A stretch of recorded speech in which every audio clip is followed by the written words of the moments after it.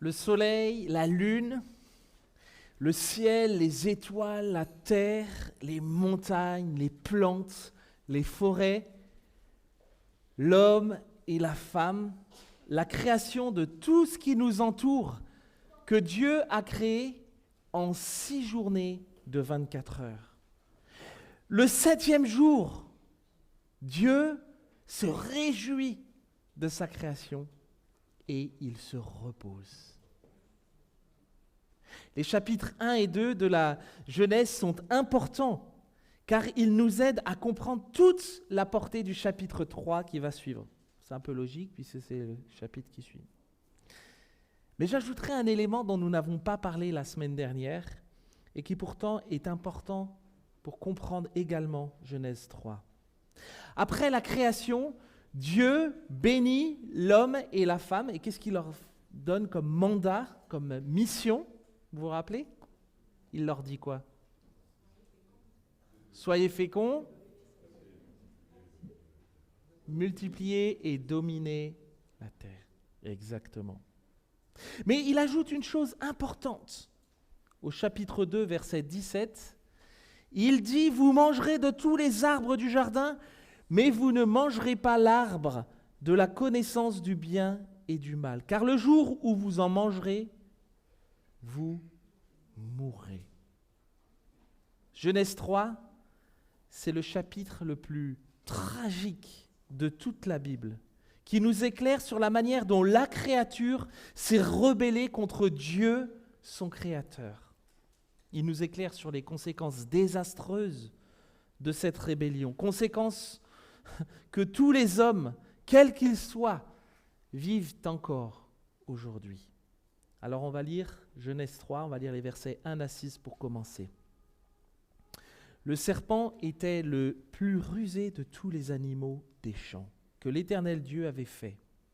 Il dit à la femme, « Dieu a-t-il réellement dit, vous ne mangerez pas de tous les arbres du jardin ?» La femme dit au serpent, « Nous mangeons du fruit des arbres du jardin. Mais quant au fruit de l'arbre qui est au milieu du jardin, Dieu a dit, vous n'en mangerez pas et vous ne toucherez pas, sinon vous mourrez. » Alors, le serpent dit à la femme, « Vous ne mourrez pas du tout. Mais Dieu sait que le jour où vous en mangerez, vos yeux s'ouvriront et que vous serez comme des dieux qui connaissent le bien et le mal. » La femme vit que l'arbre était bon à manger, agréable à la vue et propre à donner du discernement. Elle prit de son fruit et en mangea.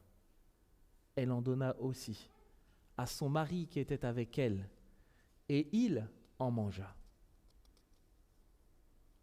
Au milieu de la beauté du jardin d'Éden et de toute la création, on a là un serpent qui vient parler avec Ève. Et il commence un peu à discuter avec elle. Alors il ne s'agit pas de l'image du serpent, les enfants, qu'on a aujourd'hui, où rien que d'y penser, ça donne des frissons. Ici, Ève ne semble pas effrayée par ce serpent. Mais derrière ce serpent, en fait, se cache en réalité un esprit puissant. Le serpent représente Satan. D'ailleurs, Apocalypse 12 nous dit clairement que Satan se cache derrière ce serpent. Il fut précipité, nous dit Jean. Le grand dragon, le serpent ancien, appelé le diable et Satan, celui qui séduit toute la terre habitée. Apocalypse 12, verset 9. Le serpent était le plus rusé de tous les animaux. Ne pensons pas que, en étant le plus rusé de tous les animaux, que le serpent ait été créé comme une sorte d'anti-dieu qui vient se dresser contre Dieu, ou comme si le serpent était l'opposé de Dieu, et donc finalement son égal, bien qu'opposé. Absolument pas. Le serpent est rusé. Et on comprend ce terme rusé dans le sens où le serpent était sournois dans son approche. D'ailleurs, le terme rusé en hébreu peut revêtir une signification positive qui exprime le fait d'être prudent. Mais Dan Carson, un théologien, souligne que Satan était doté d'une prudence supérieure à celle de toutes les autres créatures, mais que lors de sa rébellion, sa prudence est devenue ruse. La vertu qui était sa grande force s'est pervertie en vice. Dans son approche, pour séduire la femme et la pousser à la rébellion contre Dieu, la ruse du serpent va se décliner en 3 étapes. La première étape, qui est celle de semer le doute chez Ève. Le serpent s'adresse à Ève et va lui semer le doute en lui posant une question. Alors les enfants, c'est quoi cette question ?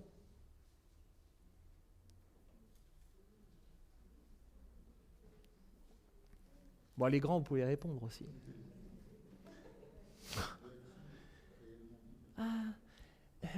Ève, Dieu a-t-il réellement dit de ne pas manger ?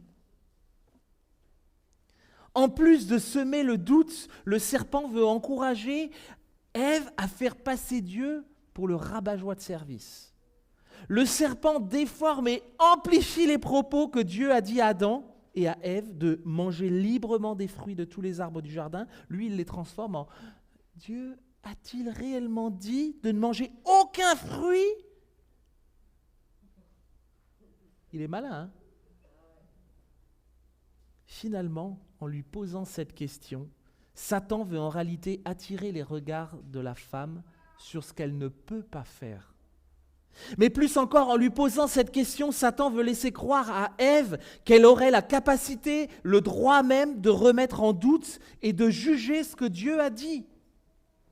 Est-ce que Dieu, Ève, a vraiment dit que vous ne pouvez pas manger de cet arbre ? Mais Ève, ça n'a pas de sens, voyons. C'est vous qui dominez sur la terre et vous n'aurez pas le droit de manger de cet arbre-là ? Première étape dans sa ruse, il sème le doute.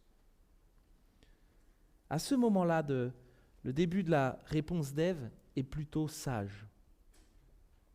Et sans entrer dans une argumentation avec le serpent, elle va lui rappeler simplement ce que Dieu lui-même a dit.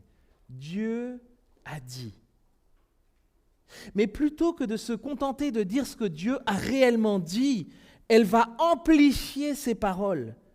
Dieu a dit, vous n'en mangerez pas, sinon vous mangez.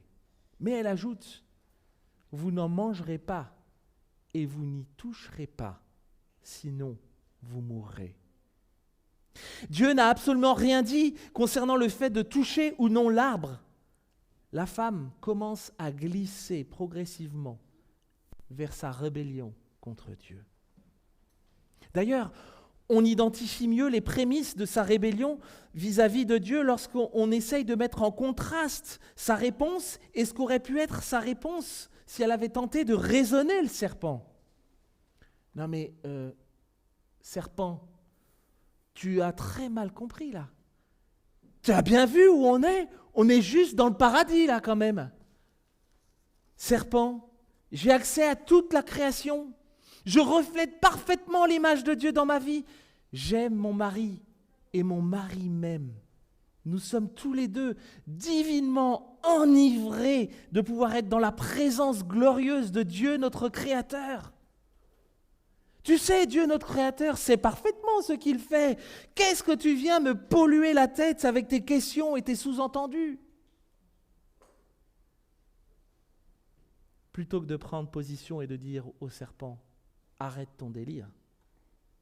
La femme poursuit et elle amplifie à son tour les propos de Dieu. Doucement, elle commence finalement, elle aussi, à dénigrer Dieu, le Créateur, en le considérant, comme le souligne encore une fois Carson, un rabat-joie déterminé à brider le plaisir de ses créatures. La brèche du péché contre Dieu est ouverte. Le doute est semé dans le cœur d'Ève et Satan le sait très bien. Il va alors continuer son travail en passant à la deuxième étape de sa ruse. Il va maintenant contredire ouvertement les paroles de Dieu lui-même. Qu'est-ce qu'il dit ? Vous ne mourrez pas du tout. C'est tout simplement le contraire de ce que Dieu lui-même a dit. En plus de semer le doute, Satan va maintenant suggérer à la femme d'ignorer complètement les paroles de Dieu et pire, de les nier. le sifflement du serpent rend sourd et nous illusionne sur la réalité de nos vies. Ça, je peux vous le dire. Mais vous savez, sa morsure mortelle va vite nous rappeler et nous ramener à la réalité. Mais bien aimés, nous prêchons et nous chantons la grâce que nous avons en Jésus. Et elle est bien réelle. Nous l'avons chantée tout à l'heure. Mais attention de ne pas oublier que cette grâce prend toute sa valeur à cause de la réalité du jugement de Dieu, à cause de notre réalité. Nous sommes pécheurs, nous sommes rebelles à Dieu, tous, sans exception. Ne pensons pas qu'à coup de positivisme, à coup de shoot d'estime de soi ou de bonnes actions, nous pourrons faire taire cette réalité. C'est aussi une ruse de Satan et de notre péché qui veulent nous illusionner sur la manière dont Dieu nous voit, sur sa justice et la réalité de la sentence qui nous est réservée à cause de notre péché. Le résultat, il est clair. Coupable et condamné à mort. L'évangile, la bonne nouvelle, l'évangile de Jésus-Christ, la bonne nouvelle de Jésus-Christ, ne peut pas dissocier la beauté et la grandeur de la grâce de Dieu, de l'atrocité du péché et de la réalité du jugement de Dieu. Troisième étape, dans la ruse du serpent, la séduction pour Ève d'accéder à la faculté de faire la distinction entre le bien et le mal. La faculté de prendre ses décisions indépendamment de ce que Dieu a pu lui dire et de ce que Dieu considère comme bon ou mauvais. Satan sème le doute, il contredit les paroles de Dieu et il va maintenant que la brèche est complètement ouverte, semer l'envie. Il va semer un désir fort dans le cœur d'Ève, celui de pouvoir affirmer son indépendance vis-à-vis de Dieu.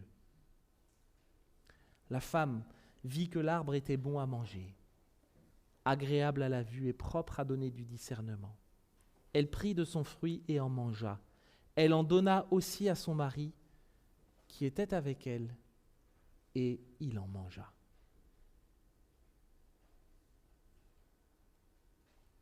Ève succombe à la ruse de Satan. Mais elle n'était pas seule. Elle n'était pas seule. Adam était avec elle aussi. Et sans rien dire, il succombe aussi à la ruse de Satan. La responsabilité d'Adam est accablante. Il est, à mon sens, le premier coupable de la désobéissance de sa femme et donc le premier responsable de la chute de la race humaine. Pourquoi ? Parce que contrairement à sa femme, Adam n'a pas été séduit par Satan. Parce que contrairement à sa femme, Adam était pleinement conscient de son acte en mangeant du fruit défendu. Parce que Adam n'a jamais essayé de protéger sa femme en l'éloignant du serpent et en la ramenant à la raison. Mais bien aimés, à cause de notre rébellion contre Dieu, nous avons perdu notre co-royauté, notre domination sur la création. En nous rebellant contre Dieu, nous laissons aussi Satan prendre la place que Dieu nous avait donnée. Satan est maintenant le nouveau prince de ce monde. D'ailleurs, Jésus n'a jamais contesté cela puisqu'il le nomme 3 fois le prince de ce monde. Dieu crée le monde. Il crée l'homme et la femme à son image. Ensemble, ils s'aiment et dominent sur la création. Puis la femme est séduite par la ruse du serpent. Sans opposer de résistance, l'homme et la femme se laissent entraîner dans le péché. Ensemble, l'un et l'autre, ils défient Dieu leur Créateur. Ensemble, l'un et l'autre, ils se rebellent contre lui. Ensemble, l'un et l'autre, ils décident de se placer sous le joug de Satan, le nouveau prince de ce monde. L'ordre créationnel tel que Dieu l'avait voulu est renversé. Notre rébellion est démasquée. Les yeux de tous deux s'ouvrirent, verset 7. Ils prirent conscience du fait qu'ils étaient nus. Ils se firent des ceintures avec des feuilles de figuier cousues ensemble. Alors, ils entendirent la voix de l'Éternel Dieu qui parcourait le jardin avec la brise du soir. L'homme et sa femme allèrent se cacher devant l'Éternel Dieu parmi les arbres du jardin. L'Éternel Dieu appela l'homme et lui dit : « Où es-tu » Comme si Dieu ne savait pas où était l'homme. Hein. C'est un peu rigolo. Il répondit : « J'ai entendu ta voix dans le jardin et j'ai eu peur parce que je suis nu et je me suis donc caché. » C'est pour ça qu'on porte des vêtements maintenant. L'Éternel Dieu dit : « Qui t'a appris que tu es nu ? Est-ce que tu as mangé de l'arbre dont je t'avais défendu de manger ?» Et alors là, magnifique, l'homme répondit : « C'est la femme que tu as mise auprès de moi qui m'a donné de l'arbre et j'en ai mangé. » Alors l'Éternel Dieu dit à la femme : « Pourquoi as-tu fait cela ?» La femme répondit : « Le serpent m'a induite en erreur et j'en ai mangé. » La rébellion de l'homme et de la femme est démasquée. C'est tellement réel. Les yeux de l'homme et de la femme s'ouvrent. Ils découvrent qu'ils sont nus. La honte et la culpabilité les envahissent. Ils cousent des vêtements en feuilles de figuier et ils se cachent. La relation entre Dieu, l'homme et la femme est brisée. Adam et Ève le savent très bien. Mais chacun rejette la faute sur un autre. Adam se justifie en rejetant la faute sur Ève. Ève se justifie en rejetant la faute sur le serpent. Et cela dure depuis la chute. Encore aujourd'hui, plutôt que de reconnaître nos erreurs, nous nous justifions ou cherchons à accuser notre prochain. Plutôt que de confesser notre péché, nous préférons chercher des excuses, en tentant même parfois de nous faire passer pour les victimes dans l'histoire, alors que nous sommes les coupables. Je parle mal à mon mari, à ma femme, ou même à un ami, parce que, tu sais, c'est dur au travail. Je fais mal mon travail parce que mon chef est désagréable. Pourquoi je me casserais la tête pour lui, franchement ? Je ne fréquente plus d'église parce que les églises, ou même les responsables d'église, me déçoivent. Ou alors parce que, tu sais, j'ai des semaines qui sont fatigantes. C'est tellement plus facile et honorable de se justifier et de jeter la responsabilité de mon propre péché sur les autres, ou bien même sur les circonstances de nos vies, plutôt que de simplement reconnaître ses torts. Et ça, c'est difficile. Ça m'est encore arrivé cette semaine avec ma chérie. Simplement de dire, oui, j'ai tort. Ça nous coûte ça, de dire ça. En nous justifiant et en rejetant la faute sur les autres, nous pensons une fois de plus que nous pouvons nous sauver nous-mêmes. Nous sommes tellement idolâtres de nous-mêmes. Nous nous aimons tellement que même si le péché est flagrant dans nos vies, nous sommes prêts à tout pour nous sauver nous-mêmes et sauver notre honneur.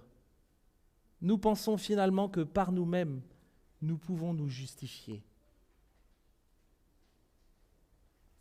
Mais bien aimés, notre seule espérance face à notre péché se trouve en Jésus.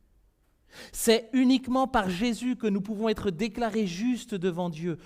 Notre auto-justification ne nous mènera nulle part, si ce n'est à la ruine et à la mort. Mais notre justification en Jésus nous mènera toujours à la vraie liberté et à la vie.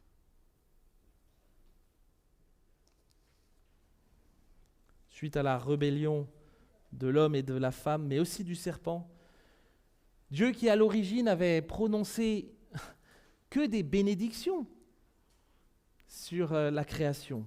Désolé, Émilie.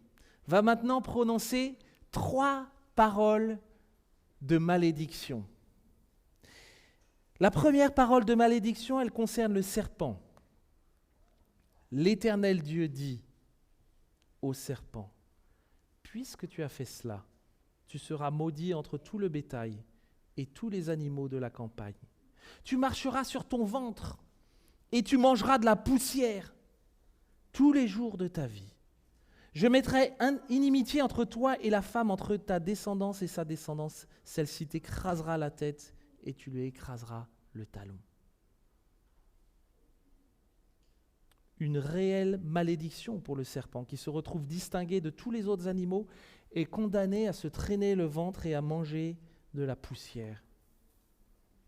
Bien qu'actif encore aujourd'hui, Satan est malgré tout privé de la présence de Dieu et de ses promesses. Il est incapable de résister à la mort, ni même de créer la vie. Satan est déjà vaincu, même s'il le sera définitivement, uniquement lors du retour de Christ. Alors on peut se demander, pourquoi est-ce que lorsqu'il y a eu cette chute, pourquoi est-ce que Dieu n'a pas écrasé tout de suite le serpent? Ça aurait pu être plus simple quand même, hein? Ça nous aurait épargné quelques difficultés. Mais en fait, en le faisant, Dieu aurait anéanti Satan, mais bien plus que lui. Parce que rappelez-vous, en nous rebellant, nous les hommes et les femmes, nous avons perdu notre statut de roi et de reine. Nous l'avons chanté, hein, que nous serons de nouveaux prêtres, nouveaux rois, etc. Mais nous avons perdu ce statut-là. Et nous nous sommes placés sous le joug, sous l'autorité de Satan, le nouveau prince de ce monde. Si Dieu avait tout de suite écrasé Satan, Adam et Ève l'auraient été également, ôtant ainsi tout espoir de rédemption pour nous. Comme le souligne l'apôtre Paul, la mort est rentrée dans le monde par l'homme. La résurrection devait aussi y entrer par un homme. Et c'est tout le sens de ce verset 15 qui explique la défaite de Satan, mais qui annonce aussi notre rédemption à venir. On appelle ça aussi le proto-évangile, c'est-à-dire c'est la première fois dans le message biblique que l'on voit le message de l'évangile de Jésus-Christ, cette espérance que nous avons. Proto-évangile. Ce serpent qui incarne Satan sera écrasé par la descendance de la même femme qui est tombée dans sa ruse. Ève a fait preuve de déloyauté vis-à-vis de Dieu. Mais ce qui est beau dans ce texte, c'est que l'on voit la bonté de Dieu qui s'exprime de nouveau en ce que c'est par une femme qu'est arrivé celui, Jésus, qui allait restaurer notre loyauté vis-à-vis de Dieu. Bien que Ève mérite la mort à cause de sa rébellion, Adam aussi, je précise, Dieu va l'utiliser, elle et sa descendance, pour restaurer ce que Satan et notre péché ont détruit.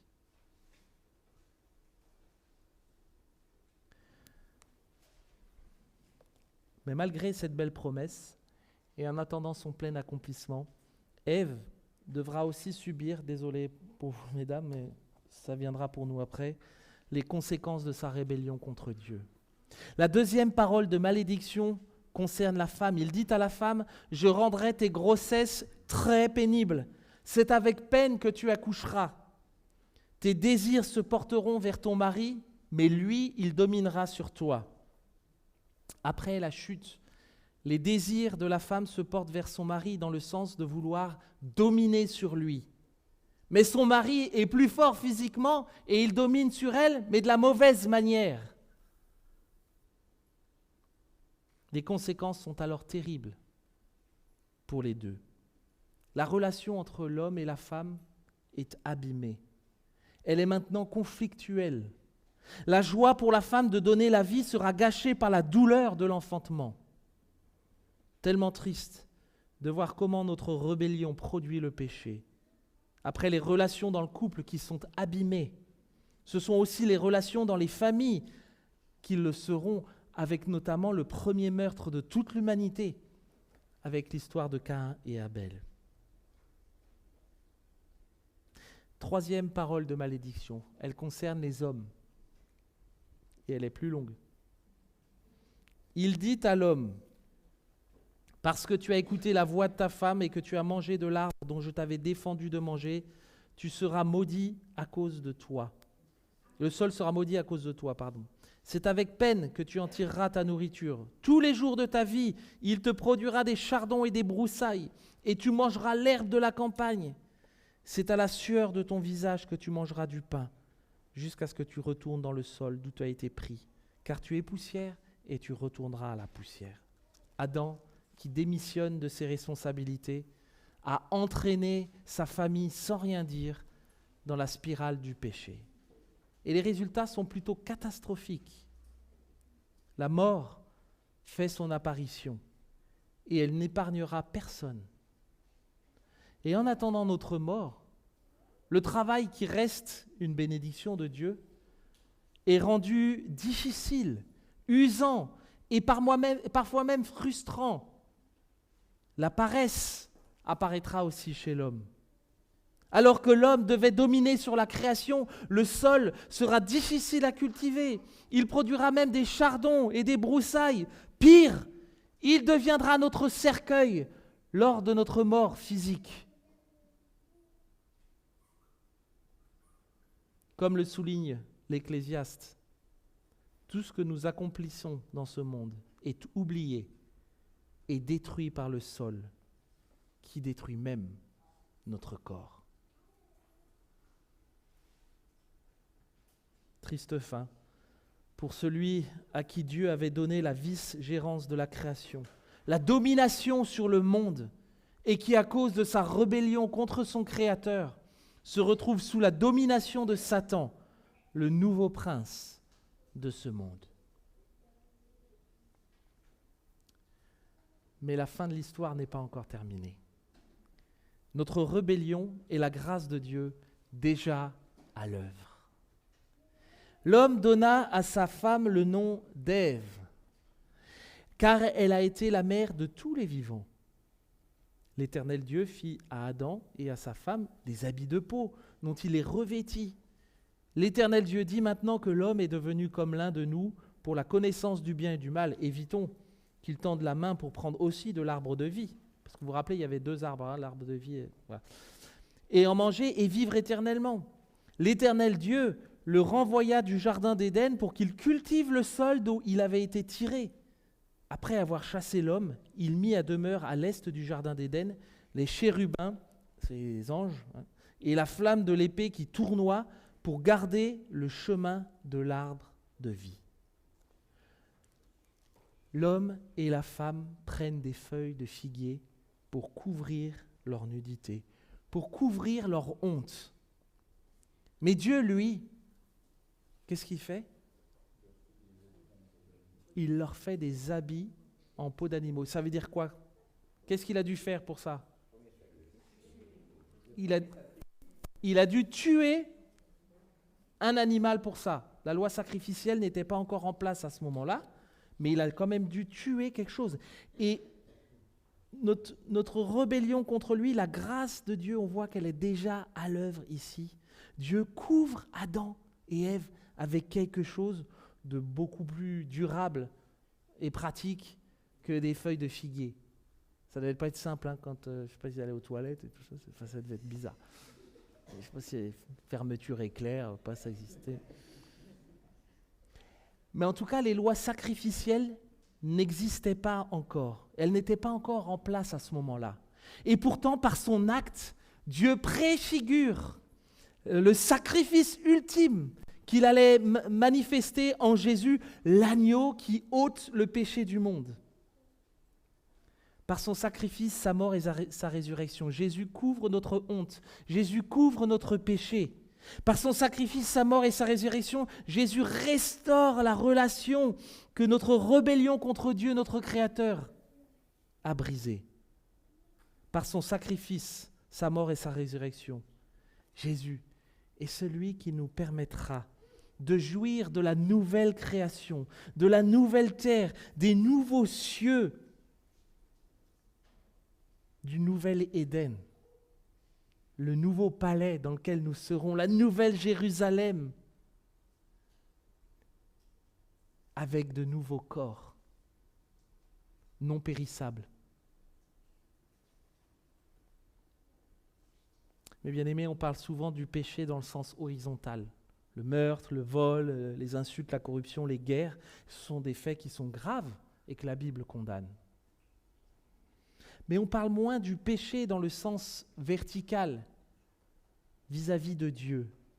Et pourtant, c'est d'abord à cause de notre péché contre lui que Dieu exprime le plus sa colère dans la Bible, avec le peuple d'Israël, les prophètes, qui rappellent le peuple, repentez-vous, revenez, et qui continuent. Paul, Pierre, Jacques, Jean font pareil. Le péché marque d'abord notre appartenance au camp des rebelles contre Dieu. Et Genèse 3 nous révèle la justice de Dieu face à cette rébellion. Mais aussi ce dont nous avons le plus besoin, et ce dont nous avons plus besoin pour être réconciliés avec Dieu, c'est d'un sauveur. Lorsque vous avez besoin d'être guéri de quelque chose, vous allez voir un médecin. Mais nous avons besoin d'être réconciliés avec notre Créateur. Nous avons besoin d'un sauveur pour ça. Et nous ne pourrons pas comprendre le message de la Bible tant que nous ne serons pas pleinement en accord avec le plus grand problème de l'humanité entière. Le plus grand problème de l'humanité entière, c'est quoi ? C'est le péché, c'est notre éloignement de Dieu, c'est le fait de vouloir détrôner Dieu et régner à sa place.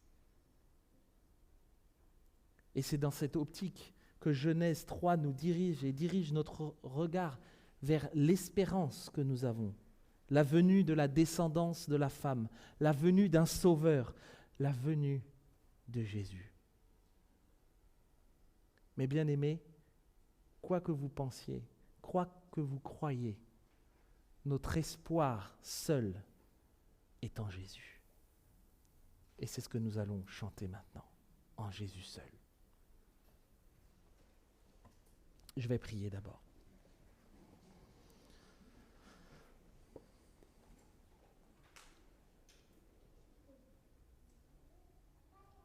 Mon Dieu, merci pour ta parole, parce qu'elle est tellement riche.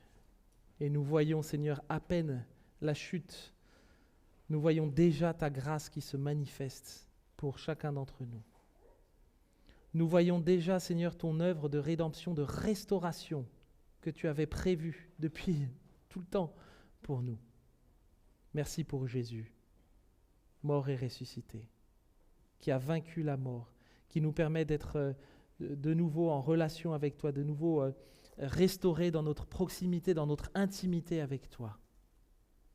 Merci pour cette promesse que nous avons aussi, qu'à ton retour, nous paraîtrons dans ce nouvel Éden. Seigneur, là où il n'y aura plus de pleurs, plus de cris, plus de larmes, plus de maladies, plus de morts, là où les conséquences de notre rébellion contre toi seront anéanties. Nous avons hâte de ce jour-là, mon Dieu, de pouvoir être pour l'éternité ensemble, chanter les louanges de ton nom. Nous avons hâte d'être avec notre Créateur dans sa présence éternelle, nous ses créatures. Seigneur, ce matin, nous voulons le redire, que notre espérance, notre espoir de pouvoir vivre cette éternité avec toi, elle se trouve uniquement en Jésus. Et nous voulons le rechanter ensemble, en Jésus seul. Amen.